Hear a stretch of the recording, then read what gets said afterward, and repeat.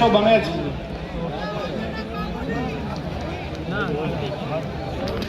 ઋષિ ભારતી બાપુ અમદાવાદથી વધાર્યા છે, એમનું હાર્દિક સ્વાગત છે।